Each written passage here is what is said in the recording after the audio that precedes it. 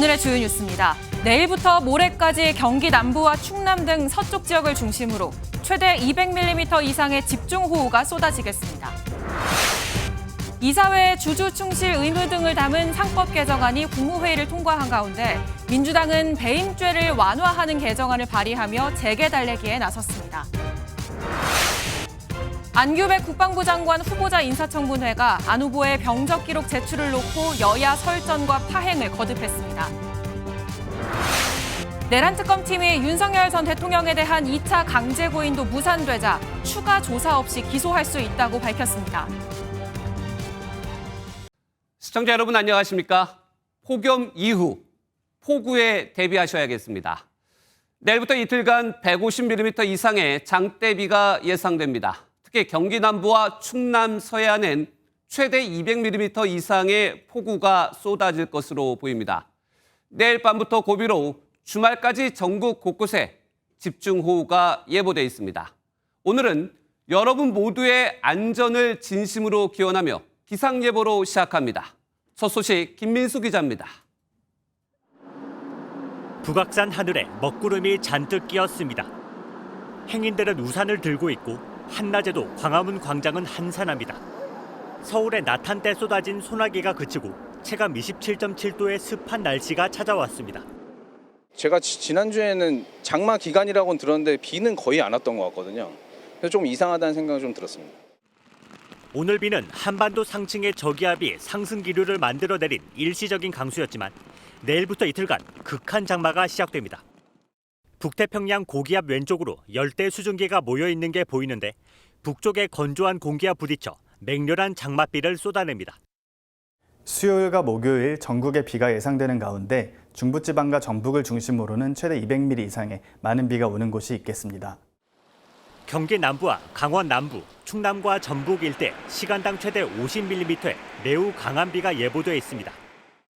어제 시간당 50mm 안팎의 강수량을 기록한 부산 곳곳에 침수 피해가 잇따라 비 피해에 미리 대비해야 합니다.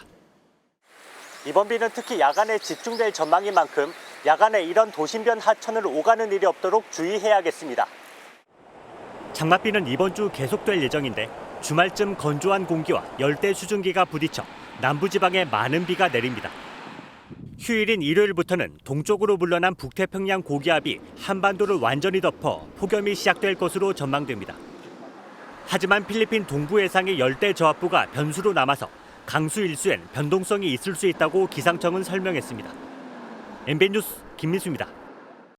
오늘 국무회의에선 기업이 우려를 표명했던 상법 개정안이 통과됐습니다.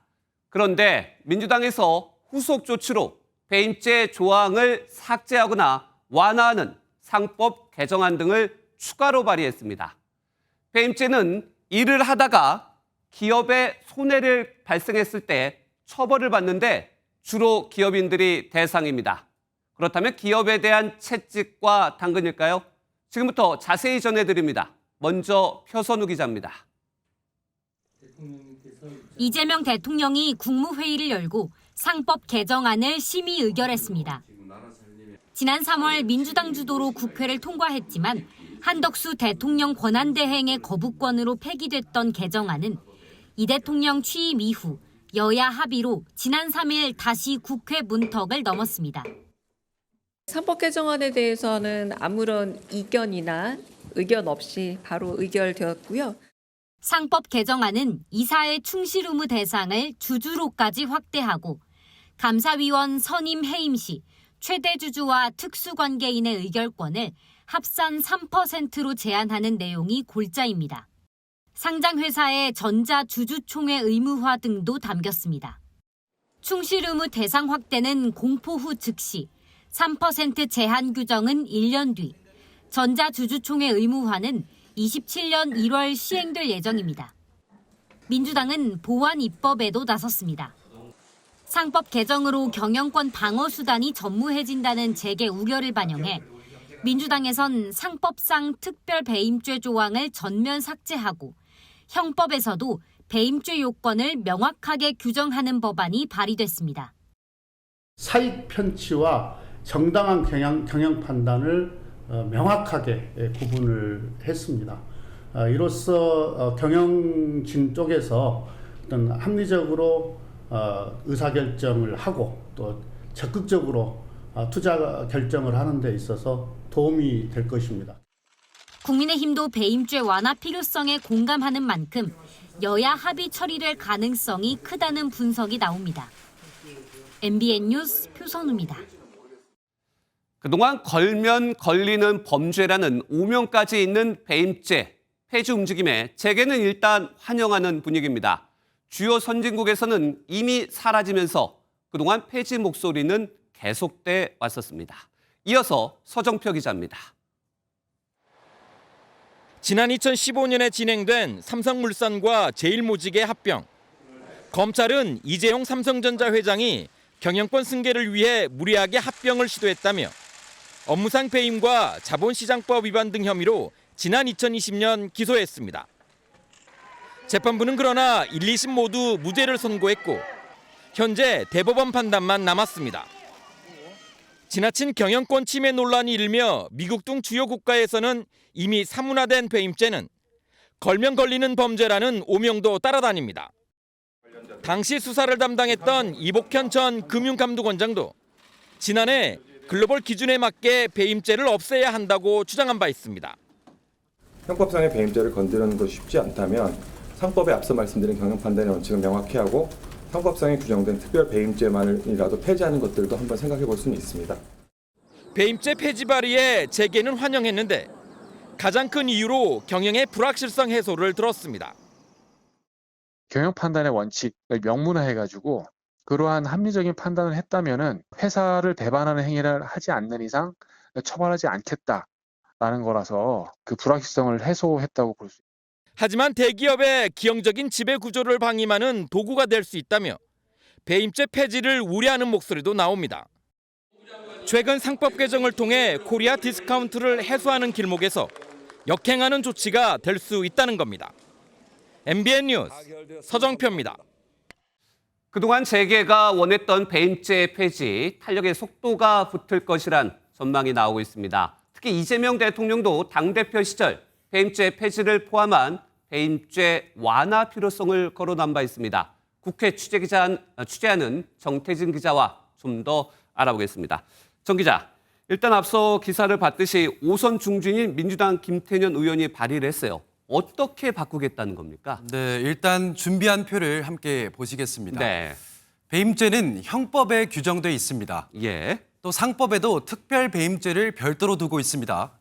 이게 내용도 중복되고 이중처벌, 중복입법이라는 지적이 꽤 오래 제기되어 왔습니다. 네. 김태년 의원이 이번에 대표 발의한 상법 개정안은 이 특별 배임죄 규정을 삭제해서 전면 폐지하겠다는 겁니다. 또 형법상 배임죄의 경우 적용 범위가 너무 넓어서 경영상 판단으로도 손해가 발생했을 때 배임으로 기소되는 경우가 있었는데요. 경영진이 합리적인 경영 판단을 내린 경우라면 형사상 책임을 묻지 않도록 명문화하는 게 골자입니다. 네, 그러니까 형법과 상법 모두 개정하겠다는 건데 오늘 국무회의에서는 상법 개정안이 통과가 됐잖아요. 이거는 기업들이 우려를 했어요. 그러면 앞으로는 기업들이 좀 좋아하는 상법 개정안을 하겠다, 좀 우려를 불식시키겠다 이런 해석이 나오는데 어떻습니까? 네, 그렇습니다. 그동안 민주당의 상법 개정 움직임에 경제계가 우려를 표시해온 게 사실입니다. 그렇죠. 이사의 충실 의무 대상이 주주로 확대되면 소액 주주나 일반 주주들이 주가가 떨어졌을 때 경영진을 배임죄로 고발하는 사례가 늘어날 수 있다는 겁니다. 네. 이번 법안 발의는 이런 우려에 대한 보완 조치라고 생각하시면 됩니다. 합리적 경영상의 판단조차 형사처벌로 이어져서는 안 된다는 이번 법안 취지에 대해서 원내 지도부도 대체로 공감하는 분위기입니다. 네. 지난번 원내대표께서도 배임죄 경제계의 우려를 좀 반영을 해야 되지 않느냐는 그런.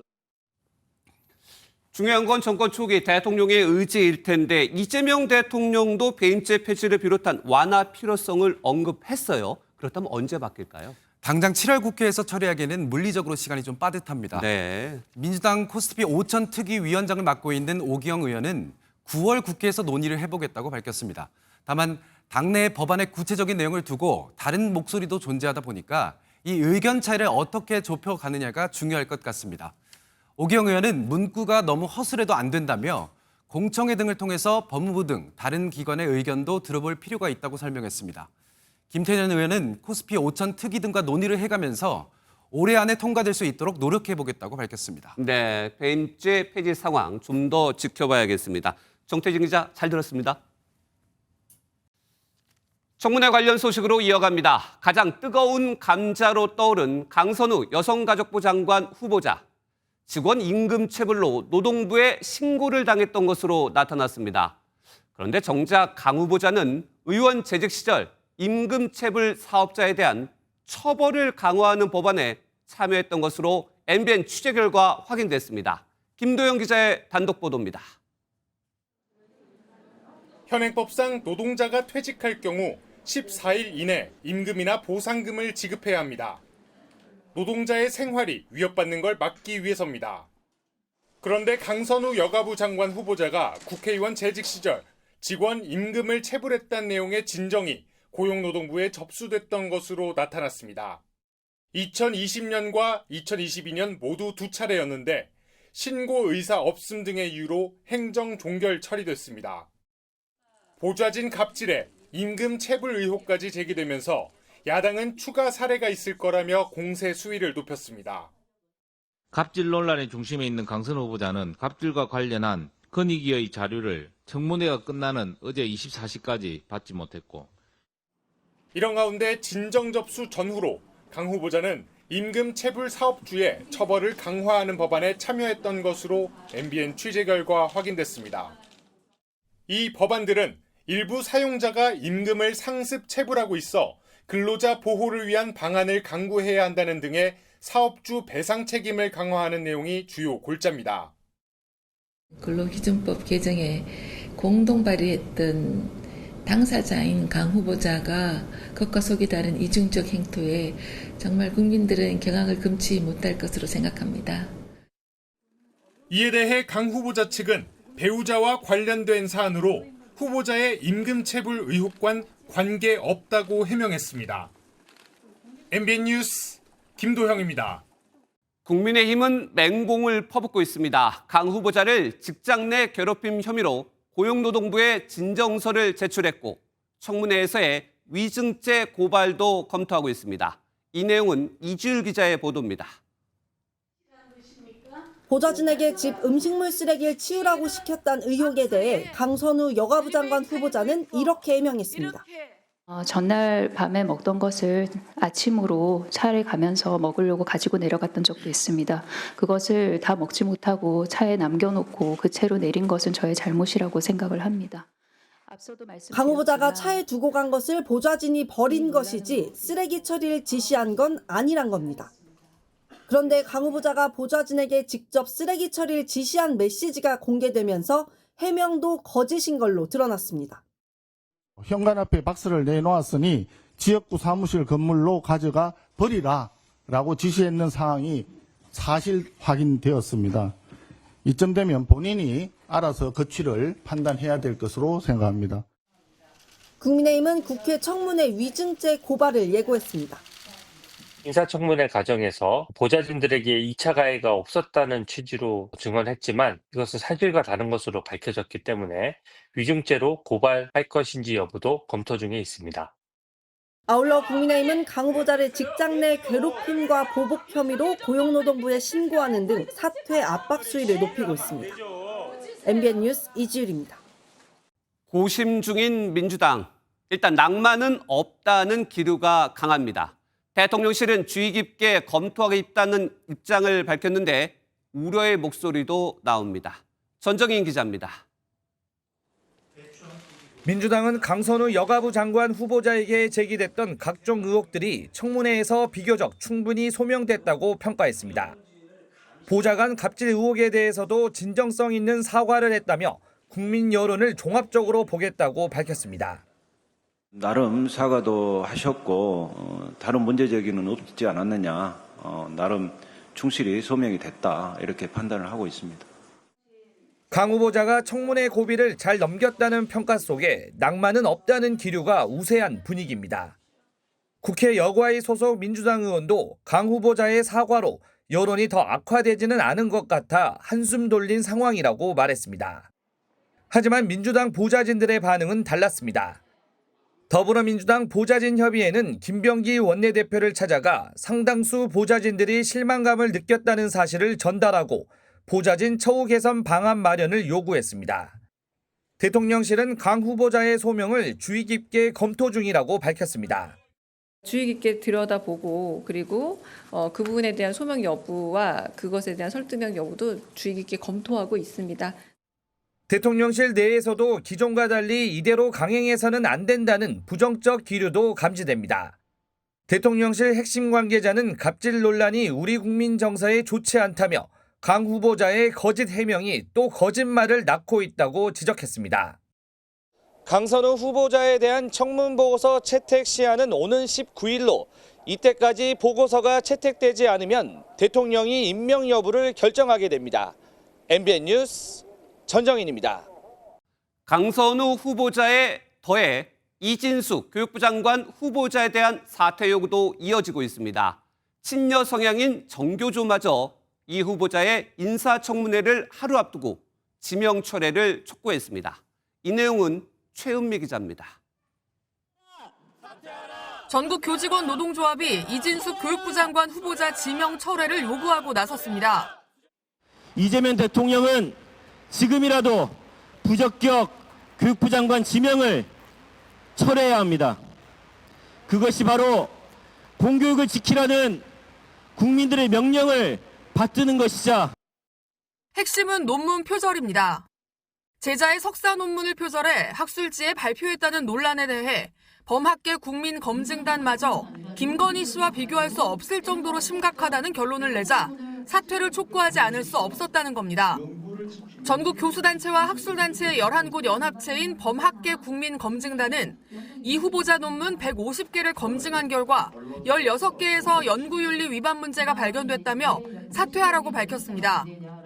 교육부 장관은 좀 달라야 됩니다. 기본적으로 가르치는 사람이기 때문에 명확한 교육 철학과 가치가 있고 선생으로서 존경받는 분이 장관이 됐으면 좋겠습니다. 정교조는 유초 중등 교육에 대한 전문성 부재와 자녀의 불법 조기 유학 문제도 지적하며 스스로 물러나는 게 책임 있는 행동이라고 주장했습니다. 앞서 모교인 충남대 민주동문회와 전국 사학민주화 교수연대, 민주노동당 대전시당 등도 이 후보자 지명 철회를 촉구한 바 있습니다. MBN 뉴스 최은미입니다. 물론 오늘 이뤄진 청문회에서도 충돌이 벌어졌습니다. 안규백 국방부 장관 후보자 청문회에선 군복무 기록 제출을 놓고 공방이 벌어졌는데 검증과 무관한 여야 말싸움도 오갔습니다. 강용호 기자가 전해드립니다. 17년간의 의정활동 대부분을 국방위원회에서 활동한 안규백 후보자였지만 여야는 초반부터 강하게 충돌했습니다. 자료 미제출을 문제 삼던 국민의힘이 안 후보자의 단기 사병 복무를 거론했고 민주당이 인격 모독이라고 반발한 겁니다. 대통령은 유엔 안보리 결의 위반이자 엄연히 핵무기 개발에 사용할 자금을 불법적으로 북한에 송금한 혐의로 기소된 상태이고 국방부 장관 후보자는 창군 이래 첫 방위병 출신입니다. 방위병으로 국가 안보에 충실했던 그분들에 대한 인격 모독이라고 생각하고 이 부분은 사과하시기 바랍니다. 안 후보자는 규정보다 8개월가량도 복무한 논란에 대해선 행정적 착오라고 해명했습니다.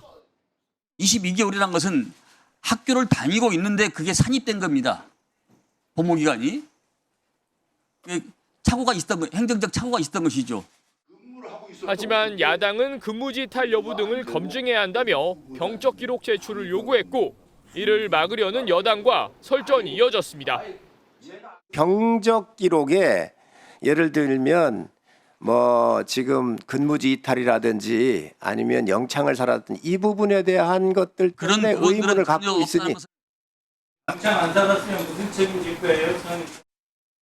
자꾸 방해하지 말고 최근 논란이 되는 전작권 환수 문제와 관련해서 안 후보자는 이재명 정부 임기 내에 마치겠다고 밝히기도 했습니다. MBN 뉴스 강용호입니다. 오늘 인사청문회 주요 장면들 정치부 김현 기자와 좀 더 짚어보겠습니다. 김 기자, 먼저 보수에서 이재명 정권으로 넘어온 권오을 보훈부 장관 후보자, 난데없이 무소속 논란이 벌어졌어요. 어떤 내용입니까? 네, 무속 논란이 벌어졌는데요. 죄송합니다. 무속 논란. 네, 지난 대통령 선거에서 고노울 후보자가 했던 이 발언이 야당의 집중 공격을 받았습니다. 네. 이때 아닌 무속 논란이 벌어졌고 박정희 전 대통령과 유경수 여사까지 청문회에 등장했습니다. 평소에 무속에 대해서 공부한 적이 있거나 신기가 있으십니까? 그런 거는 그러시죠? 없습니다. 예. 대통령 각하 유경수 여사님, 이번엔 누구입니까? 물었더니 박정희 대통령께서 이번은 이재명이다. 그렇게 말씀하셨다. 이렇게 대중을 상대로 연설을 하셨습니다. 혹시 박정희 대통령께 다시 한번 물어보셨나요? 이재명 다음에는 대통령이 누구신 걸 한번 물어보셨나요? 실제로 제가 박정희 대통령 생가일에 참배할 때는 굉장히 간절한 마음이었습니다. 그래서 제가 그런 발언을 하게 된 모양입니다. 네, 내용을 보니 어떤 발언이었는지 기억이 납니다. 환경부 장관 청문회도 한번 살펴볼까요? 여기에서는 대통령 장남의 결혼식, 그러니까 이재명 대통령 장남의 결혼식 축의금 문제로 충돌했다는데 어떤 내용입니까? 이건 네, 또. 그렇습니다. 우재준 국민의힘 의원이 김성환 후보자에게 네. 이재명 대통령 장남의 결혼식 때 축의금을 냈냐 이렇게 집요하게 추궁을 했는데요. 어허, 예. 이 문제로 여야 의원들 사이에 고성이 오가기도 했습니다. 대통령의 아드님의 그 결혼식에 갔는데 별도로 축의를 하지 않으셨습니까? 그 후보자님 다시 한번 질문드리겠습니다. 그날 결혼식까지 가셨잖아요. 네. 근데 진짜 축의 안 하셨습니까? 네. 제 60년의 명예를 걸고 무슨 계좌로 이체하거나 그런 사실이 없습니다. 이 자리에서 그런 얘기가 왜 나와야 되는 거죠? 적어도 왜곡하거나 거짓말하면 안 되지. 자. 왜 왜곡을 하고 왜 거짓말을 합니까? 자, 김희상 의원님 지금 왜 거짓말하는 거예요? 왜? 적어도 사실 없이 얘기하는 것과 왜 지금 거짓말하는 거야? 네, 이재명 대통령이 장남 결혼식 축의금 문제로 청문회에서까지 충돌했는데 그런데 청문회와 무관한 발언 또 내란 정당을 두고도 충돌했다고요. 네, 그렇습니다. 법사위원장을 지내면서 윤석열 전 대통령 탄핵을 주도했던 더불어민주당 정청래 의원과 이 끝까지 탄핵 반대를 외쳤던 국민의힘 윤상현 의원이 설전을 벌였는데요. 이 정청래 의원의 말씀하신 정당 해산 발언으로 충돌하는 모습이었습니다. 내란 동조 세력이 아니라 그냥 내란 정당입니다. 내란 특검 수사 결과에 따라서 국민의힘은 해체돼야 된다. 12.3 비상계엄에 대해서 물론 언론에서는 내란이다 몰고 있습니다만은 내란에 대한 법적 평가는 진행 중입니다. 네, 정청래 의원 같은 경우에는 국민의힘을 해산시켜야 한다 이런 주장을 계속해서 하고 있는데요. 실제로 오늘 위원정당 해산 심판을 청구할 수 있게 하는 이 헌법재판소법 개정안을 대표 발의하기도 했습니다. 네, 오늘 벌어진 국회 청문회 한 번에 주요 장면들을 다 살펴봤습니다. 정치부 김현 기자였습니다. 이재명 대통령이 올해 경주에서 열리는 에이펙 정상회의 회원국에 초청장을 보냈습니다. 트럼프 미국 대통령, 시진핑 중국 국가주석 등 20개국 정상이 초청 대상입니다. 비회원국도 참석할 수 있는 만큼 김정은 북한 국무위원장을 초청할지가 최대 관심입니다. 송주영 기자가 전해드립니다. 이재명 대통령이 올해 경주에서 열리는 아시아 태평양 경제협력체 에이펙 정상회의 회원국에 초청 서한을 보냈습니다. 에이펙 정상회의가 10월 31일부터 11월 1일까지 대한민국 경주에서 개최될 예정임을 알리며 정상회의에 회원국을 초청하는 내용의 서한을 우리 시간으로 어제 발송했습니다. 에이펙 회원국은 한국을 포함해 미국, 일본, 중국, 러시아 등 21개국입니다. 큰 관심인 트럼프 미국 대통령 참석은 아직 미정이고 시진핑 중국 국가주석은 참석하는 걸로 알려졌습니다. 시 주석의 방한이 이루어지면 박근혜 정부 이후 11년 만입니다. 이번 에이펙에는 회원국 외에 비회원국 참석도 가능해 김정은 북한 국무위원장 초청 여부도 관심사입니다. 대통령실은 북한이 에이펙 회원국이 아니어서 이번에 서한 발송은 안 했다면서도 초청 가능성은 열어뒀습니다. 외교 통일 라인에서 이제 별도로 검토해봐야 될 사안으로 알고 있습니다. 실제 담당 업무를 맡을 통일부의 정동영 장관 후보자도 김정은 위원장 초청을 위한 환경 조성을 예고했습니다. 이 에이펙이 한반도 평화의 테이블이 된다면 얼마나 경사스러운 일이고 그 의미가 빛나겠습니까? 일단 생각은 있으시다는 걸로 이해를 하겠습니다. 취임 직후 대북 전단살포 규제에 나서는 등 남북관계 개선 의지를 드러낸 이 대통령이 3개월 만에 북한 참석이란 변수를 만들어낼지도 관심입니다. MBN 뉴스 송주영입니다. 민주당 당대표 선거를 뽑는 전당대회가 이번 주 본격적인 일정에 들어가면서 과열 우려가 나오고 있습니다. 그러자 당 소속 의원들의 중립 의무를 강화하는 구체적인 규정까지 만들어졌습니다. 정태훈 기자가 단독 보도합니다. 주말부터 시작될 전당대회 순회 경선 시작을 앞두고 두 당대표 후보가 한자리에 모였습니다. 후보들은 깨끗한 선거를 약속하는 내용의 서약을 맺으며 화합을 다짐했습니다. 민주당 전당대회에는 패자와 승자는 없습니다. 당원 모두가 승자이고 민주당이라는 이름으로 하나입니다. 하지만 양 후보의 치열한 접전이 예상되면서 과열 경쟁을 우려하는 목소리도 커지고 있습니다. 결국 당 차원의 선관위가 나서 선거운동 제한 규정을 강화했습니다.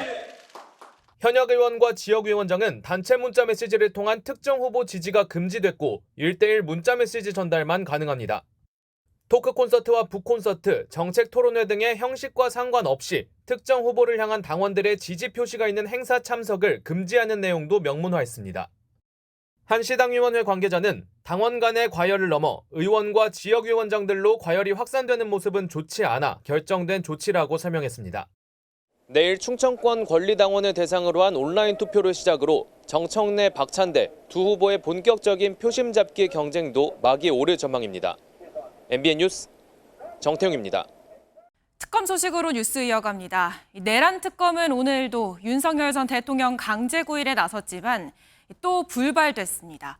재구속 이후 단 한 차례도 조사하지 못하고 구속기간만 흘러가자 특검팀은 윤 전 대통령을 데리고 나와야 하는 구치소의 책임까지 언급했는데요. 하지만 윤 전 대통령이 꿈쩍도 하지 않고 있어 결국 조사 없이 기소될 가능성이 커지고 있습니다. 현지호 기자입니다. 재구속된 뒤 연일 출석 조사에 불응하고 있는 윤석열 전 대통령이 오늘도 강제 구인 시도를 거부했습니다. 조은석 특별검사팀에서 서울구치소장에게 강제 인치를 지휘하는 공문을 2차례 보냈지만 통하지 않고 있는 겁니다. 특검팀은 계속 출석을 거부하면 향후 재판에서 더 강한 처벌을 받을 수 있다고 경고했습니다. 피의자 윤석열이 조사 자체를 거부하는 것으로 평가하고 있습니다. 조사 거부가 피의자에게 불리하게 작용할 수 있도록 하는 것이 우리의 형사사법 시스템입니다. 특검팀은 강제 구인을 집행하지 않고 있는 서울구치소도 책임을 묻겠다며 압박했습니다. 윤 전 대통령을 강제로 끌고 나와 조사실로 데려다 놓으라는 지휘를 이행하지 않은 경위를 파악하고 이후 재판부가 이걸 참고해 형량을 결정하도록 하겠다는 겁니다. 윤 전 대통령 측은 정당한 법 집행이 아닌 권력 남용, 전직 대통령을 공개적으로 망신 주려는 행태에 지나지 않는다며 반발했습니다. 앞서 첫 구속 이후에도 고위공직자범죄수사처의 조사가 한 차례도 성사되지 않았는데 이번에도 비슷한 상황이 반복되는 모습입니다. 결국 특검팀은 추가 조사도 구속영장 기간 연장도 없이 기소하는 걸 검토하겠다고 밝혔습니다. MBN 뉴스 현주호입니다.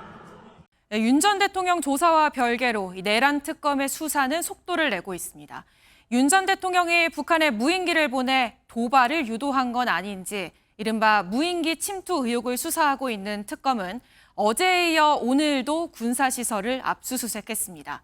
이 특검은 윤 전 대통령을 피의자로 적시했지만 윤 전 대통령 측은 무인기 작전은 보고받은 적이 없다며 혐의를 전면 부인했습니다. 계속해서 박혜빈 기자입니다. 조은석 특별검사팀은 드론작전사령부 등 군사시설을 대상으로 이틀째 압수수색을 이어갔습니다. 특검팀은 전날 완전히 압수수색이 끝나지 않아 중단됐고 추가로 압수수색하는 장소는 없다고 설명했습니다. 앞서 특검팀은 국방부와 드론작전사령부, 국가안보실 등 군 관련 기관 24곳에 검사와 수사관을 보내 관련 자료를 확보했습니다. 압수수색 영장에는 윤석열 전 대통령과 김용현 전 국방부 장관, 김용대 드론작전사령관이 일반 이적죄와 직권남용 혐의 피의자로 적시됐습니다. 특검팀은 이들이 비상계엄의 명분을 마련하기 위해 북한의 보복 가능성까지 감안한 무리한 작전을 감행했고 이로 인해 국가의 군사상 이익을 해쳤다고 보고 있습니다. 특검팀은 당시 윤 전 대통령이 국방부와 합참을 배제하고 드론사의 평양 무인기 투입 준비를 지시했다는 내용의 현역 장교 녹취도 확보한 상태입니다. 하지만 윤 전 대통령 측은 무인기를 보내는 것까지 대통령에게 보고하지 않는다며 보고받지 못했다고 관련성을 전면 부인했습니다. 김 사령관 측도 평양으로 무인기를 보낸 작전이 있었던 것은 사실이라면서도 지시는 대통령이나 장관이 아닌 합참으로부터 적법하게 내려온 것이라고 주장했습니다. 특검팀은 압수수색한 자료를 분석하는 한편 오는 17일 김 사령관을 피의자 신분으로 소환해 관련자들에 대한 조사를 이어갈 예정입니다. MBN 뉴스 박혜빈입니다. 이번엔 김건희 특검 소식입니다. 건진법사 전성배 씨가 윤석열 전 대통령 부부와의 친분을 이용해 각종 이권에 개입했다는 의혹, 김건희 특검 수사 갈래 중 하나인데요. 특검팀은 오늘 전 씨에 대한 압수수색에 나섰고 전 씨와 전 씨 처남의 휴대전화를 동시에 확보했습니다. 보도에 최민성 기자입니다. 민중기 특별검사팀이 오늘 오전 건진법사 전성배 씨의 법당과 변호인 사무실을 전격 압수수색했습니다. 수사관들은 전 씨의 휴대전화 2대와 일명 찰리로 불리는 처남의 휴대전화도 확보했습니다. 이전에 압수수색 당시에 놓쳤던 것들도 좀 보신 게 있으실까요? 안에 당사자도 있었나요? 압수수색 영장에는 전 씨의 특정경제범죄법상 알선수재 혐의만 적혔고 윤석열 전 대통령이나 김건희 여사는 피의자로 적히지 않았습니다. 전 씨는 2022년 6월 지방선거 공천 과정에서 윤 전 대통령 부부와의 친분을 내세워 기도비 명목의 돈을 받고 여러 청탁을 한 의혹을 받고 있습니다. 전 씨 휴대전화에서 2022년 7월 대통령실 신모행정관을 처남인 찰리 목소로 지칭한 문자가 드러나며 윤석열 정부 대통령실 인사에 개입한 듯한 정황도 드러난 바 있습니다. 전 씨를 통해 공천을 청탁한 인물로 지목된 박창욱 경북도 의원과 오울섭 전 윤석열 후보 대선 캠프 네트워크 본부장도 압수수색 명단에 올랐습니다. 전 씨는 2022년 통일교 간부로부터 다이아몬드 목걸이와 샤넬백 등 명품 가방을 받아 김 여사 측에 전달한 혐의도 받고 있습니다. 특검팀은 압수물을 분석해 전 씨와 김 여사의 연관성을 집중 조사할 방침입니다. MBN 뉴스 최민성입니다. 김건희 특검 수사의 또 다른 갈래는 김 여사 일가 집사로 지목된 김모 씨와 관련한 이른바 집사 게이트입니다. 특검은 오늘 김 씨에 대해 체포영장을 청구했습니다. 그런데 법원이 앞서 이 특검의 수사 대상이 아니라며 김 씨에 대한 압수수색 영장을 기각한 바 있어 이번에는 영장이 발부될지 주목됩니다. 노하린 기자입니다. 김건희 일가 집사로 알려진 김모 씨는 지난 2023년 김건희 여사와의 관계를 토대로 카카오 모빌리티 등 대기업으로부터 184억 원을 부정하게 투자받았다는 의혹을 받고 있습니다. 민중기 특별검사팀은 김 씨에 대한 체포영장을 청구하고 신병 확보를 위한 준비 작업에 나섰습니다. 체포영장이 발부될 경우 김모 씨에 대한 여권무효 조치에 즉시 나설 것이며 코바나 컨텐츠 뇌물 의혹 사건에 대한 조사 역시 병행하여 각 사건의 실체를 신속히 규명할 예정입니다. 특검팀은 지난 4월 출국한 김 씨가 자녀를 2주 전에 베트남으로 입국시키는 등 도피 생활을 이어가고 있다고 보고 있습니다. 특히 투자금 가운데 46억 원이 흘러간 회사의 사내 이사를 맡고 있는 것으로 드러난 김 씨의 아내도 특검의 출석 의사를 밝히지 않고 있는 것으로 전해졌습니다. 법원이 앞서 특검 수사 대상이 아니라며 압수수색 영장을 기각한 만큼 이번엔 체포영장이 발부될지가 관건입니다. 특검팀은 당시 투자사였던 카카오의 김범수 의장과 한국증권금융, 다우키움그룹의 최고이사 결정권자들을 오는 17일 소환 조사할 예정입니다. 같은 날 소환 통보를 받은 조현상 HS효성 회장 측이 조 회장 해외 일정상 출석이 불가능하다는 의사를 밝히면서 조 회장은 21일에 출석하기로 했습니다. MBN 뉴스 노하린입니다. 그런가 하면 순직 해병 특검은 이른바 VIP 경로설의 실체를 규명하는 데 수사력을 모으고 있습니다. 최근 윤석열 정부 외교안보라인 실세들이 기존 입장을 뒤집고 윤 전 대통령의 불리한 진술을 내놓고 있는데요. 김태효 전 국가안보실 1차장 외에 또 경로설을 인정하는 진술이 나왔습니다. 어떤 내용인지 이시열 기자입니다. 최해병 사망 이후 임성근 전 해병대 1사단장이 초동 수사에서 피의자로 적시되자 윤석열 전 대통령이 회의에서 크게 화를 냈다는 이른바 VIP 경로설. 순직 해병 특검팀은 어제 이충면 전 국가안보실 외교비서관을 참고인 신분으로 불러 조사했습니다. 보고받고 윤 전 대통령 경로한 거 보셨습니까? 이 전 비서관은 VIP 경로설이 처음 나온 2년 전 대통령 주재 외교안보 수석비서관 회의에 참석한 인물 중 한 명입니다. 7시간가량 진행된 조사에서 이 전 비서관은 윤 전 대통령의 경로가 있었던 것 같다고 진술한 것으로 알려졌습니다. 앞서 지난 11일 조사를 받은 김태효 전 안보실 1차장도 같은 취지의 진술을 했습니다. 윤 전 대통령의 경로를 직접 목격한 회의 배석자가 잇따라 나오면서 특검 수사에도 탄력이 붙을 것으로 전망됩니다. 특검팀은 오늘 왕윤종 전 안보실 경제안보비서관을 참고인 신분으로 조사했고 내일은 강희구 전 대통령실 부속실장을 부르는 등 회의 참석자 전원을 소환할 예정입니다. MBN 뉴스 이시열입니다. 사건 사고 소식으로 이어갑니다. 지난 4월이죠. 서울 강북구의 한 마트에서 흉기를 휘둘러 60대 여성을 살해한 김성진에게 법정 최고형인 사형이 구형됐습니다. 검찰은 교화 가능성이 없다며 영원히 사회에서 추방해야 한다고 강조했습니다. 황찬민 기자입니다. 환자복을 입은 남성이 마트로 걸어갑니다. 마트에서 한 여성이 나오고 남성이 뒤따라 나오는데 손에는 흉기를 들고 있습니다. 잠시 뒤 남성은 출동한 경찰에 의해 제압당합니다. 지난 4월 서울 강북구 미아동에 있는 한 마트에서 흉기를 휘둘러 60대 여성을 살해하고 40대 여성 마트 직원을 살해하려다 미수에 그친 김성진의 모습입니다. 검찰은 오늘 김 씨의 결심 공판에서 법정 최고형인 사형을 구형했습니다. 검찰은 교화 가능성이나 인간성 회복을 기대할 수 없다며 피고인을 영원히 추방해 법이 살아있음을 보여줘야 한다고 구형 이유를 설명했습니다. 재판에 참석한 피해자의 유가족은 발언 기회를 얻자 절대 사람과 섞여 살면 안 된다며 제발 사회로 못 나오게 해달라고 호소했습니다. 김 씨는 경찰의 진단검사 결과 사이코패스에 해당하는 결론이 나오기도 했는데 일면식 없는 피해자를 향해 이상동기 범죄를 저지른 것으로 파악됐습니다. 피해자와 유족들께 할 말 없습니까? 범행 왜 한 겁니까? 진술은 왜 바꿨습니까? 검찰은 사형과 함께 전자장치 30년 부착 명령 등 조치도 요청했습니다. 김성진은 최후 진술에서 피해자 유가족에게 죄송하다고 밝힌 가운데 다음 달 19일 열리는 1심 선고에서 재판부가 어떤 판단을 내릴지 주목됩니다. MBN 뉴스 황찬민입니다. 광우병 사태 이후 수입이 금지된 30개월 이상 미국산 소고기가 미국과의 관세 협상 카드로 급부상하고 있습니다. 30개월 이상 소고기를 수입할 테니 다른 산업을 완화해달라는 건데 농민단체들은 거세게 반발하고 있습니다. 권용범 기자가 보도합니다. 대형마트 매대를 채운 미국산 소고기. 지난 2008년 광우병 사태 이후 30개월령 이상은 수입이 금지돼 현재 진열된 고기들은 30개월을 넘지 않습니다. 그런데 정부가 미국과의 관세 협상 과정에서 이 미국산 소고기의 수입 제한 완화를 카드로 쓸 가능성을 내비쳤습니다.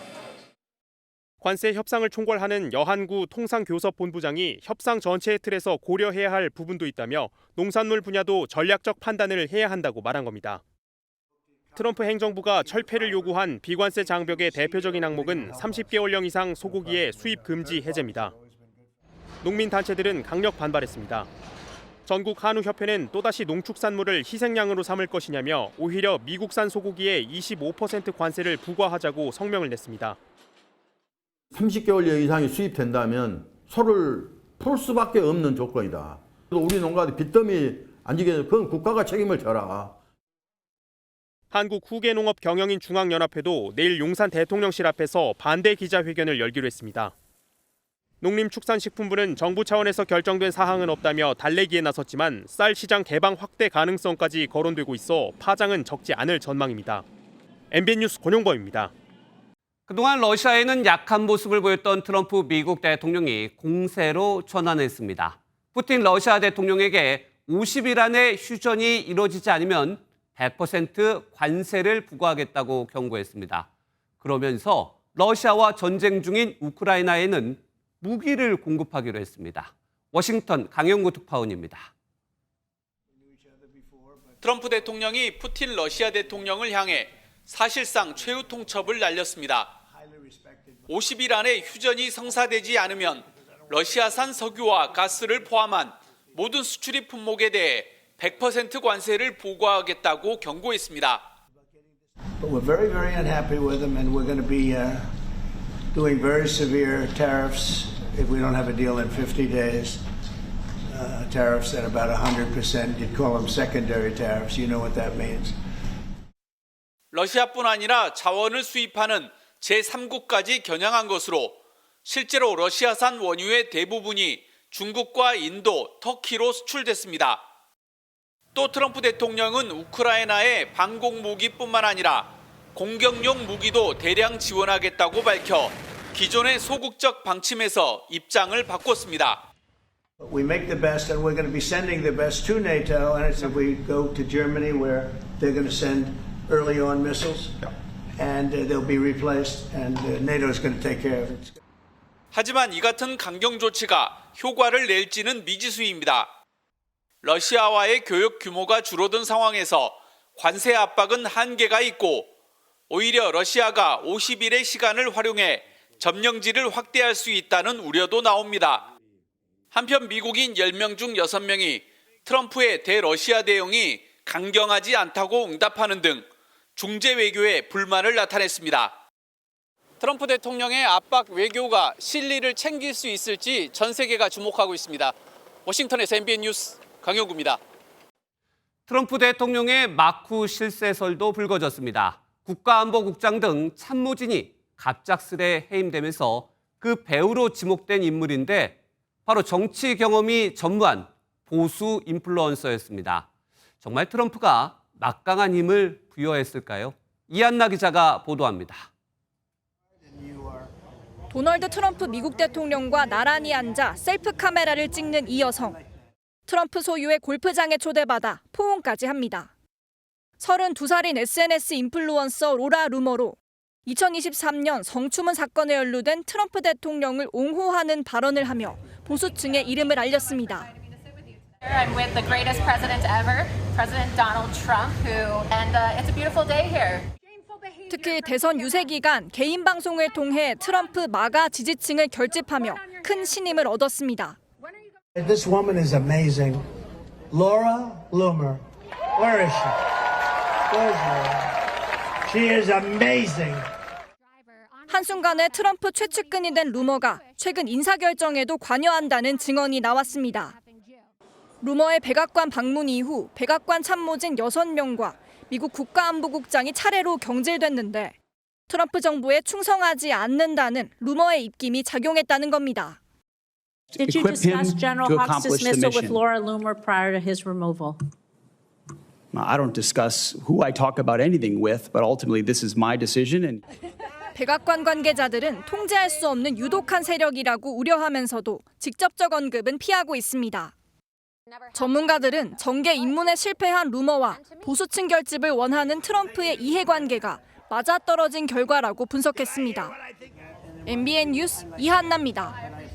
미국 보스턴의 한 요양원에서 큰 불이 나 9명이 숨지고 30명이 다쳤습니다. 진화에만 꼬박 하루가 걸렸는데 거동이 불편한 노인들이 많아 피해가 컸습니다. 이상엽 기자입니다. 사다리를 타고 창가로 올라간 소방관들이 생존자를 등에 맨 채 내려옵니다. 구조된 사람들이 들것으로 구급차로 옮겨지는데 줄이 끊이질 않습니다. 다음 날 건물에는 군데군데 새까맣게 탄 흔적이 선명하게 남았습니다. 현지 시각 13일 미국 보스턴 폴 리버 지역의 한 요양원에서 불이 나 진화하는데 꼬박 하루가 걸렸습니다. 화재 현장에 도착한 50여 명의 소방관들은 창문에 매달린 채 도움을 요청하는 노인들을 보고 즉각 구조에 나섰습니다. There were multiple victims hanging out the windows, screaming and begging for help and to be rescued. So. 하지만 시설에 거주하던 노인 대다수가 거동이 불편한 바람에 70명의 거주민 중 9명이 숨지고 30명이 부상을 입었습니다. I opened it and all the smoke from the hall right in my face, and all I could do was just stand there and choke. 매사추세츠 주정부는 생존한 주민들을 위해 임시보호소를 열고 피해 구제를 지원하겠다고 밝혔습니다. My administration will do everything we can to offer support and assistance in this time. 폴 리버 소방당국은 화재 현장을 감식해 정확한 화재 경위를 조사하고 있습니다. MBN 뉴스 이상엽입니다. 지난 주말 학교를 떠났던 의대생들이 전원 복귀를 선언했죠. 문제는 1학기가 이미 끝난 상황에서 이들을 어떻게 받을지, 또 먼저 복귀한 학생들과의 형평성 문제는 어떻게 해결할지였습니다. 그런데 이재명 대통령이 신속한 후속 대책을 주문하자 학사 유연화는 없다고 못 박았던 정부 기류가 바뀌었습니다. 교육부가 의대생 요구대로 학사 유연화를 받아들일 거란 전망이 나옵니다. 한범수 기자입니다. 지난 10일 의대생 단체는 1년 5개월 가까이 이어진 투쟁을 끝내고 학교로 전원 복귀하겠다고 선언했습니다. 이에 이재명 대통령은 국무회의에서 다행스러운 일이라고 화답하며 후속 조치 마련을 지시했습니다. 대통령까지 힘을 보태자 교육부도 과거와 미묘하게 달라진 어조의 입장문을 내놨습니다. 복귀 학생들을 위한 교육 방안을 마련하겠다는 등 표현을 담은 겁니다. 이에 발맞춰 전국 40개 대학 총장들도 오는 17일 관련 회의를 열기로 했습니다. 여러 정황을 볼 때 의대생들이 요구하는 학사 유연화를 받아들일 수 있다는 추측까지 나옵니다. 학사 유연화를 수용하면 의대 복학생들이 진도를 따라잡을 수 있도록 방학이나 주말에도 강의가 열릴 수 있습니다. 졸업을 위해 들어야 하는 이수 과목을 조정하는 방안도 언급됩니다. 유급생들이 조기에 돌아올 수 있도록 복학이 허용되는 학기 역시 앞당겨질 것으로 보입니다.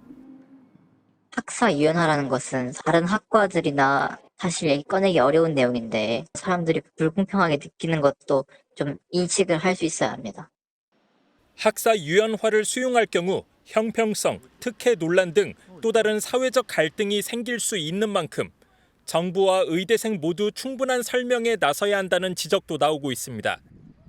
MBN 뉴스 한범수입니다. 강력한 대출 조이기로 집값 상승세가 꺾이긴 했지만 시장은 혼란스럽습니다. 대출마다 금융당국의 지침이 명확하지 않기 때문인데요. 당장 전세금을 돌려주고 입주하려던 집주인들, 얼마까지 대출이 가능한지조차 제대로 알 수 없다고 합니다. 어떻게 된 일인지 강서영 기자가 취재했습니다. 서울 도심의 한 시중은행 영업점. 얼마나 대출이 나오는지를 묻는 문의가 이어지고 있지만 세부 지침이 내려오지 않아 명확한 답을 주지 못하고 있습니다.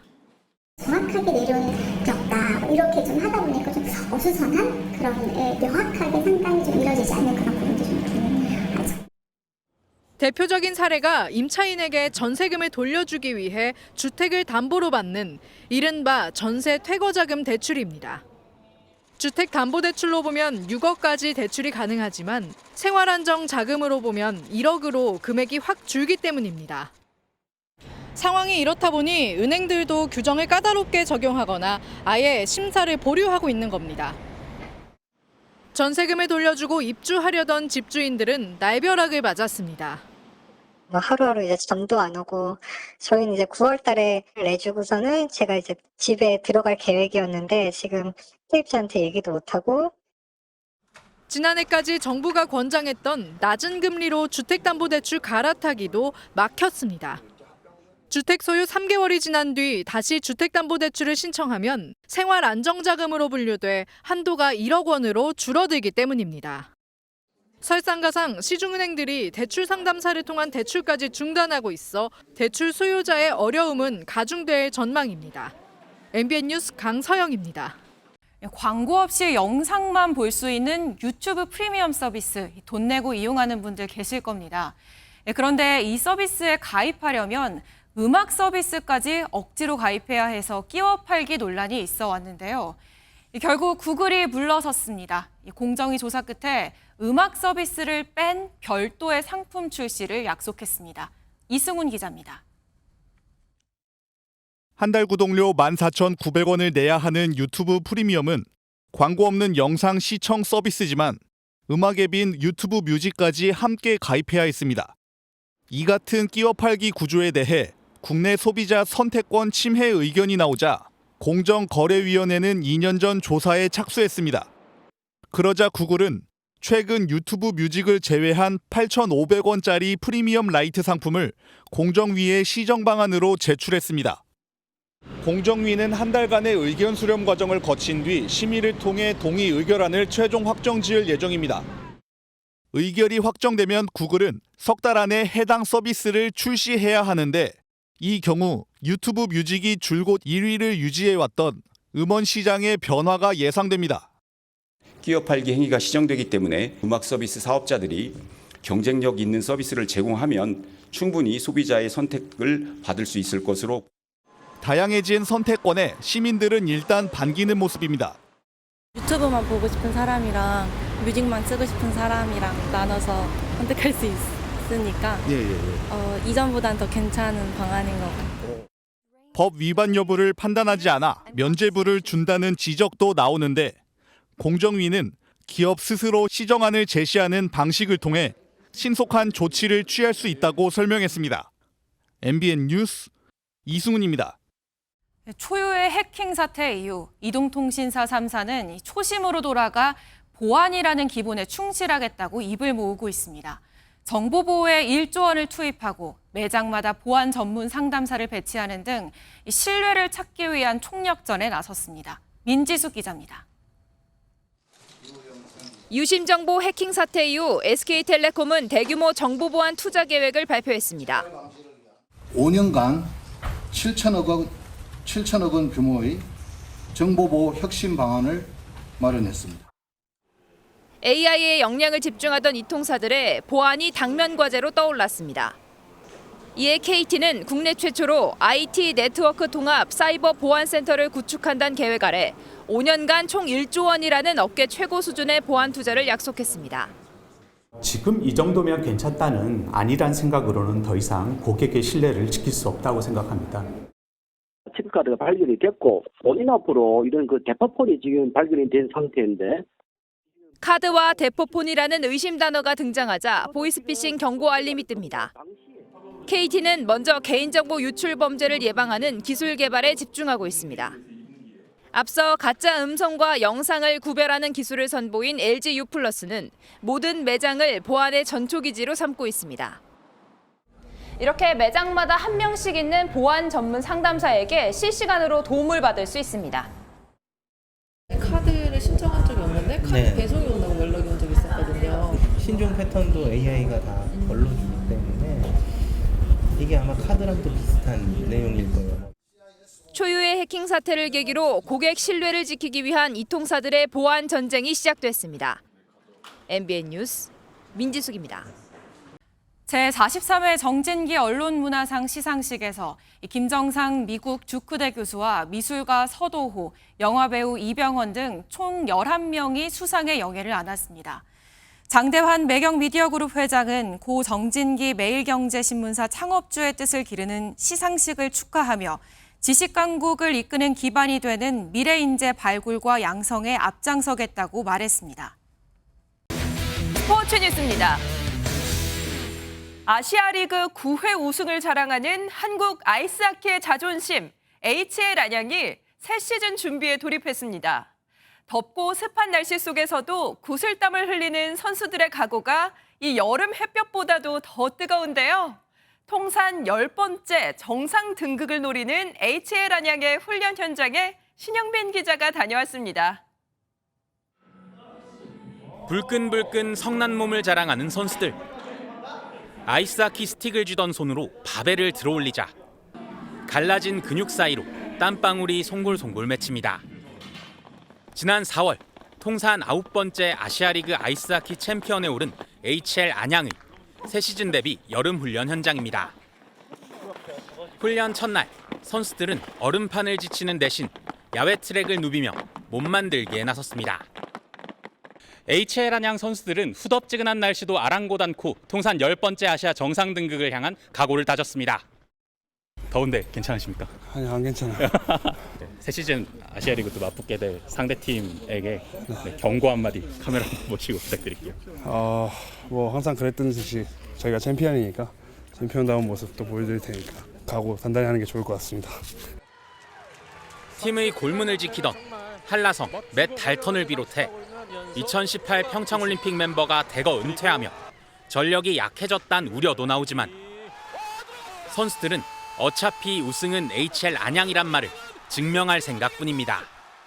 선수는 분명히 선수로 메꿔지게 돼 있거든요. 목표의식이 더 뚜렷하면 우려를 어떻게 보면 다시 응원으로 바꿀 수 있도록 될 것 같아요. 빙판의 왕좌를 지키기 위한 선수들의 여름은 누구보다 뜨겁습니다. HL 안녕! MBN 뉴스 신영빈입니다. 오늘은 비가 약하게 내리거나 소강 상태를 보인 곳이 많았는데요. 내일부터는 다시 전국에 많은 비가 쏟아지겠습니다. 새벽에 서해안을 시작으로 오전부터 오후 사이에는 전국으로 확대되겠고요. 주 후반까지 내렸다 그치기를 반복하며 길게 이어지겠습니다. 우선 모레까지 예상되는 비의 양은 경기 남부와 충남 서해안에 최고 200mm 이상, 그 밖에 중부와 전북에도 최고 150mm의 많은 비가 내리겠습니다. 특히 중부지방은 내일 오후부터, 전북과 전남 서해안은 모레 새벽부터 시간당 30에서 50mm의 강한 비가 집중되겠고요. 전국적으로 초속 15m 안팎의 강풍도 예상돼 주의하셔야겠습니다. 내일도 심한 더위는 없겠습니다.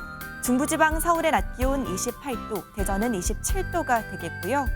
남부지방도 한낮에 28도 안팎에 머물며 평년 기온을 조금 밑돌겠습니다. 비는 토요일까지 이어지는 곳이 많겠고요.